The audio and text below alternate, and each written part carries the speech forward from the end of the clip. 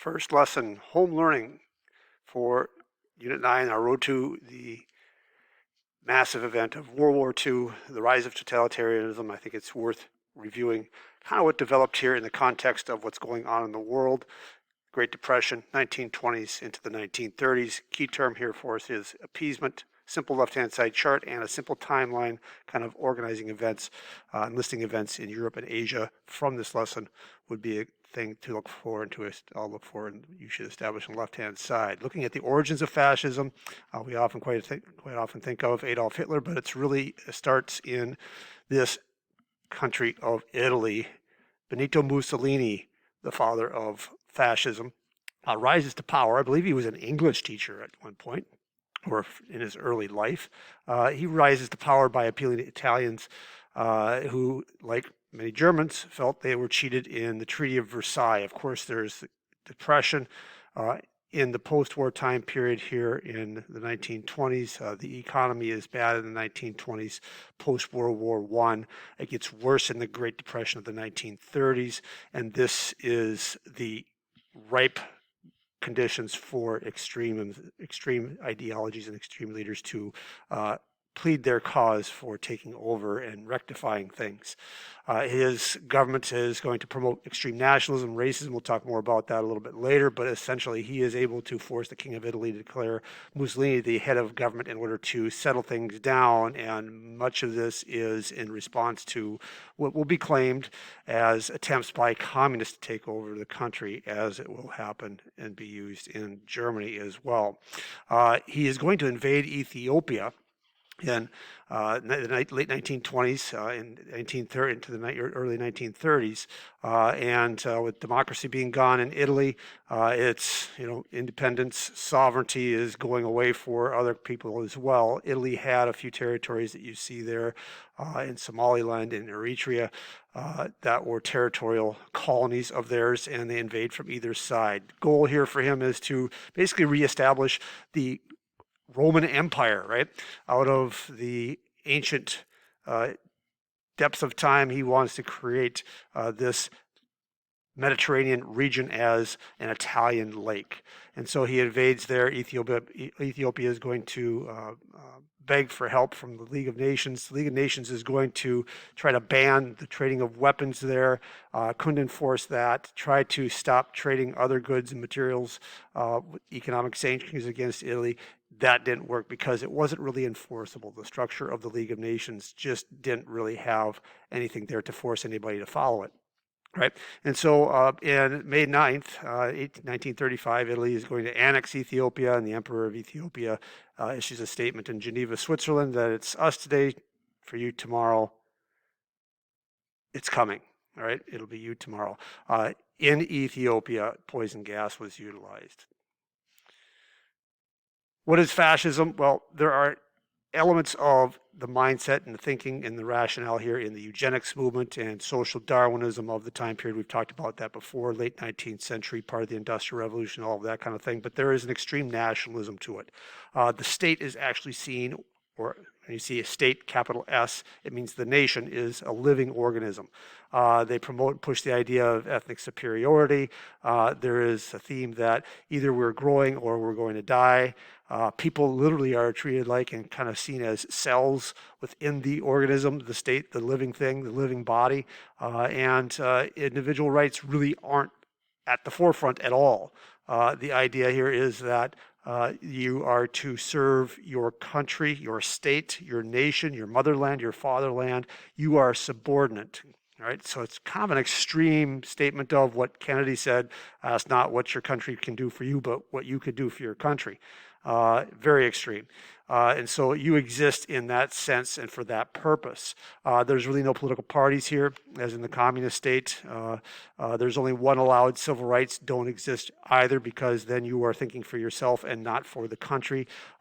Religion, minorities, labor unions kind of get repressed and or controlled, especially unions here, remember, are seen as socialist, communist, and the fascists are definitely anti-communist, very rapidly anti-communist, and concerned about the communist influence and will use that to gain power. Industry and property is allowed. There is free ownership of property in the fascist system, unlike the communist system in Stalin's Russia and Lenin's Russia, but it's going to be allowed and controlled, and it's going to have strings attached to it to make sure that it serves the nation and essentially the military. There are secret police, the black shirts, the brown shirts in Germany, Italy's case, here to weed out the opposition. And to enforce the new ideology. Overall, there's going to be a cult of personality in both of these systems. And so this fascist system and or totalitarian type regimes are spreading throughout Europe in the 1920s into the 1930s, increasingly over time because of this economic stress, because of the fallouts of World War I. The Great Depression makes it worse and speeds it up. There's fear of a war starting here, and other countries that are not the fascist countries do not want to be too aggressive because they're afraid they'll start a war.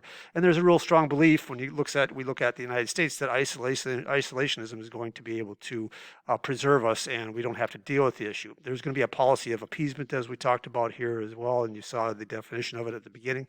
And the League of Nations being weak is a huge factor, and of course, again, the fear of communism spreading is going to be a factor as well. When it gets back to Germany, a little review from World War I, the effects of World War I. Again, in the 1930s, there's a Great Depression going on, but in the 1920s, the economy in Germany was horrid. Before that, it got worse in the 1930s. There's massive inflation. They can't pay their bills. They've got riots and protests in the streets. There's unemployment. They're crippled by the war reparations issue, and the way in which the government dealt with things was to print paper money, causing it to be incredibly devalued. People couldn't afford basic things like fuel for the home, so they burnt the money instead. So this results in a very unstable government for the first time in their history. They are trying to establish something like a democracy. This would be the Weimar Republic, but the economic stress and the social turmoil and the terms of the Treaty of Versailles are crippling for them. And communists and fascists are battling for control in the system. Promises of economic reform and change on both sides. And so the statistics there from the Treaty of Versailles in terms of its impact economically are there and geographically are there. Cannot ignore the geography here. Again, we're going to talk more about that basically right now in terms of how that leads to future conquest or desires to future conquest and how that fits the Nazi mindset or Hitler's mindset. And so the people are angry. There's this conspiracy that World War I ended only because of somebody selling us out. There was a stab in the back of the German military, and soldiers were given up by some sort of conspiracy of the Jews. That'll be something that is heavily pitched by the Nazis. There is all these things going on as well, including that. All right, the National Socialist German Workers' Party, which is going to be known as the Nazi Party, is formed in 1921. He's formed before that actually, but he's going to be become chairman of the party in 1921. Openly racist. The Germans are superior to everybody else, and he's going to heavily blame the problems of Germany on Jews and other minorities who are not, and people who are not of that German background and German race. And they'll refer to the Germans as race, right, as opposed to culture. So, right, white race, white culture, but German in particular is at another level up. So there is an interesting study done looking forward here to World War II. The CIA, United States CIA, wasn't called that at the time, but basically does a psychological analysis of Hitler in 1942, and it looked at what makes him tick, what makes him think, so they can understand how to react and respond to him in waging war against him, that kind of thing. It's 165 pages, and in the report, and they were talking and taking information from people who kind of knew him. Basically, he has a matchless instinct for taking advantage of every breeze to raise a political whirlwind. No official scandal was so petty that he could not magnify it into high treason. He would ferret out the most deviously ramified corruption in high places and plaster the town with bad news. His primary rules were never allow the public to cool off, never admit a fault or a wrong, never concede that there may be some good in your enemy, never leave room for alternatives, never accept blame, concentrate on the enemy at a time and blame them for everything that goes wrong. People will believe the big lie sooner than a little one, and if you repeat it frequently enough, eventually people will sooner or later believe it. This is the methodology of Hitler. It's also the methodology of the other fascist leaders and Stalin as well, right? They're going to use manipulation and fabricated lies to play on people's fears and emotions to establish themselves and keep themselves in power. 2,000 Nazis in 1925 will attempt to overthrow the German government because of the instability there. Hitler is part of that leadership that does that. It's called known as the Munich or Beer Hall Putsch. It fails. There are people who are killed and wounded there in all of that. He tries to flee, but he's arrested later on. He's put into prison for 5 years for treason, but it brings him to national recognition. And he is in prison for 5 years, going to write this book called Mein Kampf, known as Mein Struggle. It's on his autobiography and his ideas and views on anti-Semitism, war, and Lebensraum, the idea that Germans need more space, especially in the East, is going to be heavily promoted there. And once he comes into power, it's going to be a bestseller. 1933, advancing into this particular date here as the German Nazi Party gained some seats in parliament and in government. They were a minority, but in 1933 an event happens. It's understood and known to be a staged event, and that the German Reichstag, part of its parliament buildings, one of its parliament buildings, burned down, and the Nazis blame it on a communist who started it. They arrest the guy, they put him on this big trial, and Hitler and the Nazis declare this is a revolutionary attempt to overthrow Germany and turn it communist. And so Parliament, the president, von Hindenburg, who probably has a bit of the early stages of dementia, not quite all there, they give him dictatorial power to squash and protect Germany through this thing called the Enabling Act, March 23, 1933, the law to remedy the distress of the people and the Reich. Now, once he takes power, some interesting things happen here, right? The Nazi organization, the Nazi Party, has a belt buckle, for example, and this is what it looked like at the beginning. God had three parts there. God was at the top, but when Hitler takes over, God is replaced with Hitler. Slogan of the party is one people, one nation, one leader, and this will fit very well what we're talking about here next. So now we get into appeasement. One event after another, one event after another. For example, what do other nations in the world do in response to this aggression? With Mussolini, there wasn't much going on there, so it was a message to Hitler that, I can do some things too, and nobody's going to do anything about it. In 1936, there is a revolution in Spain, communists trying to overthrow the King of Spain there, and the nationalists there. Hitler assists by sending in his new military tools of war, high-speed planes, tanks, paratroopers, that kind of thing, supplies to assist in that. In a way, this is practicing what is going to be the new blitzkrieg warfare of World War II that essentially is still kind of used today, but nobody had an answer for it at that time. There is going to be in 1936 a retaking of the Rhineland, which was occupied by French military forces as a neutral zone, a buffer zone after World War I, Treaty of Versailles. And there's a lot of squawking and screaming and hollering about it, but nothing is really done. And Germany is walking back and taking back its territory. In 1938, the country of Czechoslovakia became the focus of Hitler's concerns. And his concern was that in this horseshoe-shaped particular place here in the Sudetenland, that there were Germans who are there that are being mistreated. And he is going to claim in this mistreatment that they will invade if they are not given, or Czechoslovakia, their interests and rights are not protected. And so there's kind of a military buildup in this area around the borderland. The German military machine, it's looking like war. Britain and France, the Allies, do not want war. So they get together in a particular meeting, and this Sudetenland crisis is going to be culminating in a meeting in Munich, Germany in September 29th of 1938. The Prime Minister of Britain and France are there. Hitler's going to meet with them as well. And Mussolini, there they are in that particular order. And they're going to start negotiating over the situation to prevent war.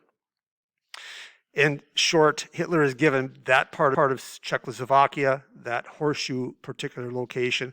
Czechoslovakia and any representatives were not there to consult with it. Another separate agreement is made between Neville Chamberlain, the Prime Minister of Britain, and Hitler. And when he flies back, he gets off a plane, steps right in front of a microphone and says, "This Hitler chap is a very agreeable person.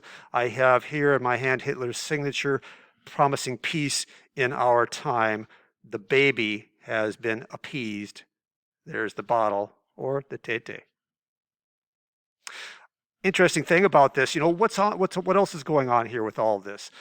There was some discussion at the time and in the aftermath here about what to do and what was decided. And part of the concern here is reflected in this document. The Prime Minister thought at some stage it would be necessary to point out to the French that the action they proposed, which was talking about being a little more aggressive, would not only result in letting loose another great war in Europe, but they might succeed in crushing Germany with the aid of Russia, but it would probably only result in Germany going Bolshevik. What are they saying here? What is it saying that there could possibly develop if Germany is opposed with force by Britain or France?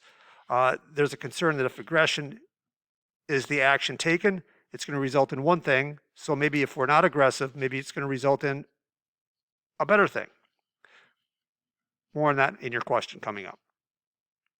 In 1938, Austria is going to see the ire of Adolf Hitler. This is also a region of Adolf Hitler's homeland, and it is also German and German in culture.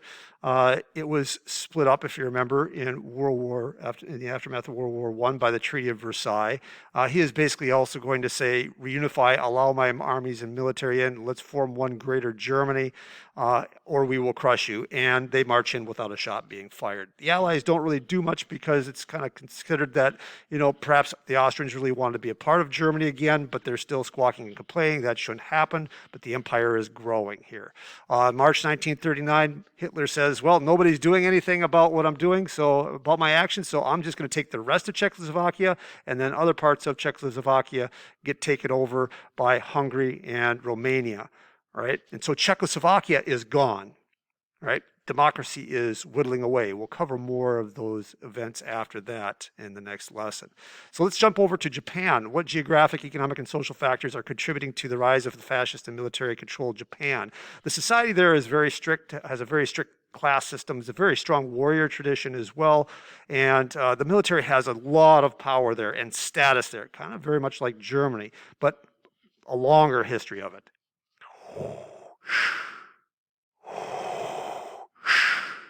Recognize that uniform? Samurai armor? That's what that guy was modeled after. Interesting stuff, huh?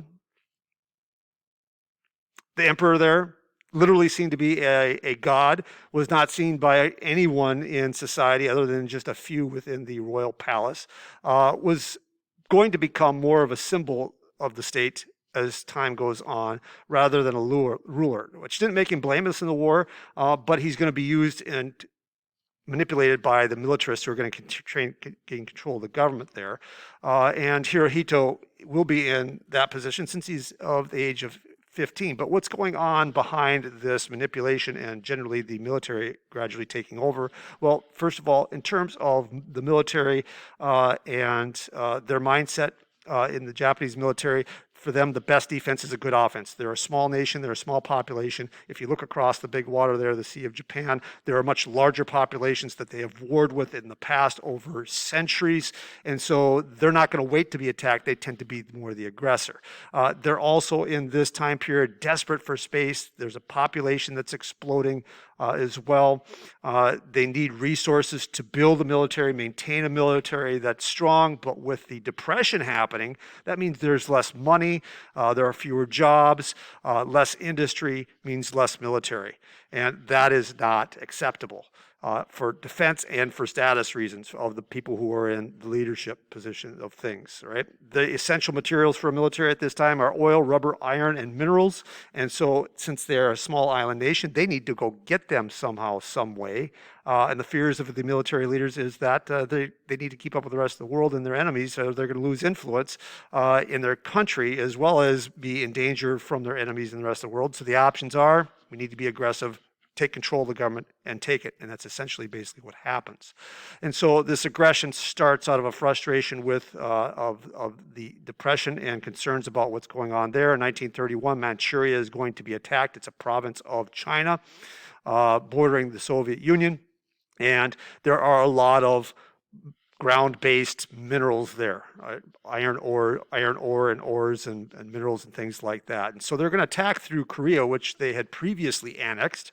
The League of Nations will condemn it, but of course nothing is going to be done. Japan basically says, forget you, we're going to leave the League of Nations, and they walk out of the League of Nations. And another example of the League of Nations just being ineffective.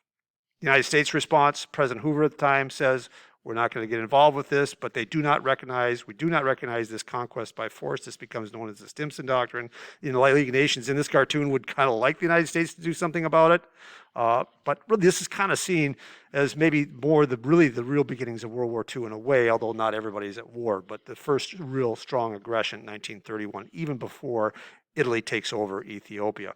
Japan is going to set up a government in Manchuria. They're then going to continue to move south to take over more land for more mineral resources. Rubber is extremely important for our wheeled machines here at this point in time. Primary source of this at the time is from something called the rubber tree in the region of Southeast Asia, and there's huge amounts of oil there, and over time they are going to increase their presence.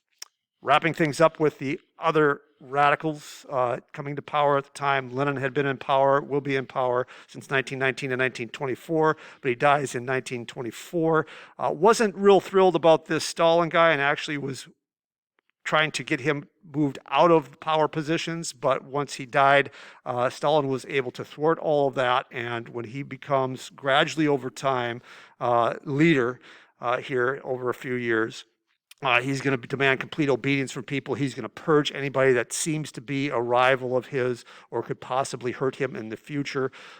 This means sending people away to concentration camps or work camps, rather, in Siberia and unknown locations, or just making them disappear, and they disappear in a pit somewhere.